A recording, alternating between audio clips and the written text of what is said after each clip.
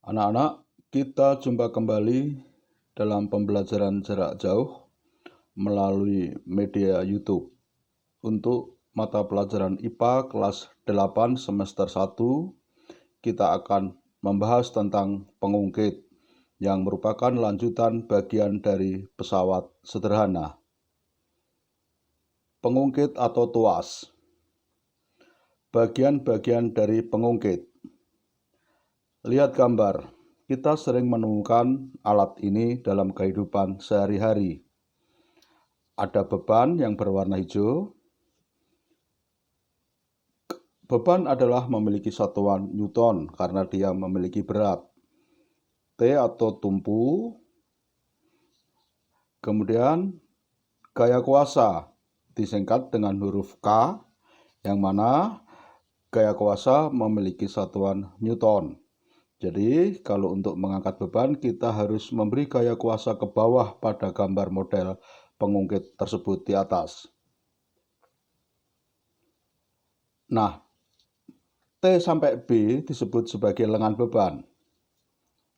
Itu tumpu adalah sebagai pedomannya. Selalu dalam membahas pengungkit, selalu kita akan bicara acuannya tumpu sampai ke beban sebagai lengan beban. Kemudian tumpu ke kuasa disebut sebagai lengan kuasa. LK sama dengan T sampai K sama dengan lengan kuasa. Syarat kesetimbangan pengungkit atau tuas.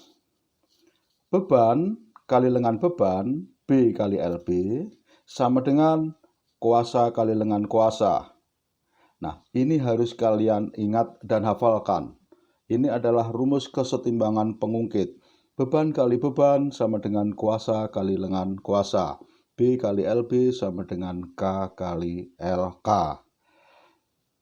Nilai keuntungan mekanis tuas disingkat KM. KM sama dengan nilai beban dibagi kuasa. Beban dibagi kuasa atau nilai KM bisa juga dirumuskan sama dengan panjang lengan kuasa dibagi lengan beban atau LK per LB. Kalian hafalkan, jangan sampai terbalik perumusan dari keuntungan mekanis ini. Jenis-jenis pengungkit. Pengungkit jenis pertama.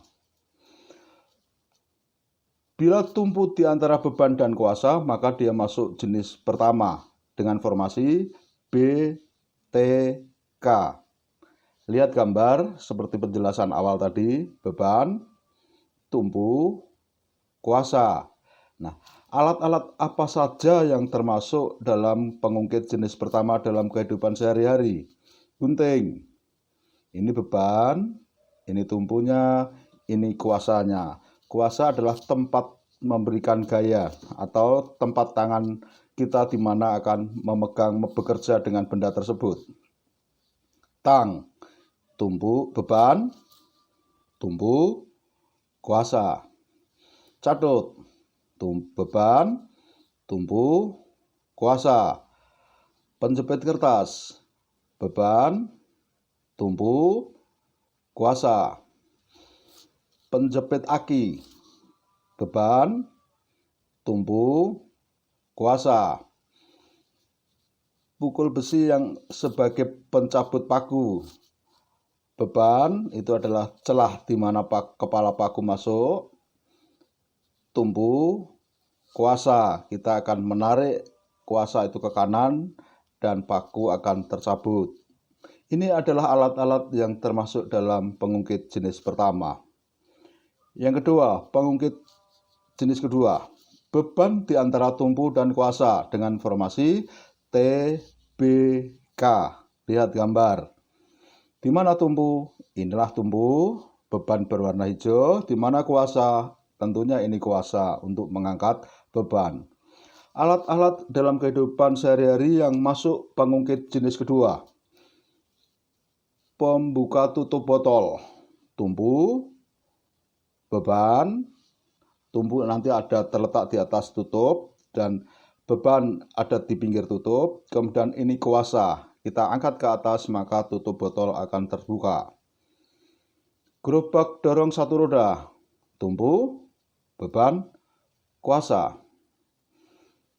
pengelupas kabel, tumpu, beban, ada lubang di tengah situ, kuasa. Pemecah biji, tumpu, beban, kuasa. Apabila kita beri kuasa ke bawah, maka biji akan pecah. Pemotong kertas, tumpu, beban, kuasa. Nah, itulah alat-alat yang bekerja berdasarkan pengungkit jenis kedua. Pengungkit jenis ketiga, kuasa di antara tumpu dan beban dengan formasi T, K, B. Gambarnya adalah seperti ini, tumpu, kuasa ke atas, beban berwarna hijau. Apa saja alatnya? Yaitu alat pengambil makanan atau kue, tumpu, kuasa, beban. Staples, tumpu, kuasa, beban. Skop, ini tumpunya, ini bebannya, kita beri kuasa di lengan skopnya. Pinset, beban, kuasa, tumpu. Pemotong kuku, tumpu, kuasa, beban. Nah, sebenarnya pemotong kuku itu gabungan dari pengungkit jenis ketiga dan jenis pertama. Namun kita akan fokuskan pemotong kuku sebagai pengungkit jenis ketiga. Sekarang kita latihan soal. Lihat gambar pengungkit di bawah ini. Ini adalah gambar pengungkit jenis pertama. Tumpu, kuasa, ada beban 400 Newton. Jika panjang BT, lengan beban 12 cm, dan TK 60 cm, maka berapakah gaya minimal K agar beban terangkat? B. Keuntungan mekanis pengungkit. Jawabnya, LB atau lengan beban itu dari tumpu ke beban, dari soal data diketahui 12 cm. Lengan kuasa atau dari titik T sampai K 60 cm juga dari data soal. Kemudian dari gambar itu beban 400 Newton. B kali LB sama dengan K kali LK. B-nya kita ganti angka 400, LB-nya 12, K tetap diganti K, dan LK diganti angka 60. Maka formasinya menjadi K sama dengan 400 kali 12 dibagi 60 sama dengan 80 Newton. Berapa keuntungan mekanis pengungkit? Kita pakai rumus KM sama dengan LK per LB. 60 LK-nya dibagi 12 LB-nya sama dengan 5. Contoh soal nomor 2. Lihat gambar gerobak satu roda di bawah ini. Tumpu, beban, kuasa.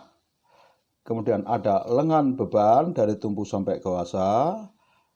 Ada lengan kuasa dari tumpu sampai kuasa. Nah, jika panjang tumpu poros roda sampai kuasa adalah 80 cm, ini adalah panjang lengan kuasa tentunya, dan panjang lengan beban 20 cm, jika berat beban 2000 Newton, berapakah gaya minimal kuasa untuk mengangkat beban? Keuntungan mekanis dari alat di samping. Jawabnya, yang pertama, T sampai K 80 cm. Itu adalah panjangnya LK 80 cm dan LB 20 cm. Beban 2000 Newton. A. Gaya kuasa minimal untuk mengangkat beban. Kita pakai rumus persamaan kesetimbangan. B kali LB sama dengan K kali LK. B kita ganti 2000 kali LB 20 sama dengan K kali 80. Maka K sama dengan 2000 kali 20 dibagi 80 sama dengan 500 Newton. Nah, matematika seperti ini kalian harus terampil tentunya. Keuntungan mekanis atau KM. KM kita pakai rumus LK per LB.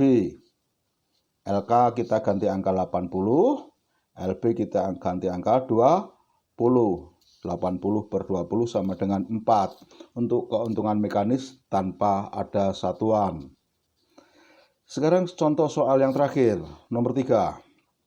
Lihat gambar skop di bawah ini. Skop, tumpu, ada kuasa di lengan skop.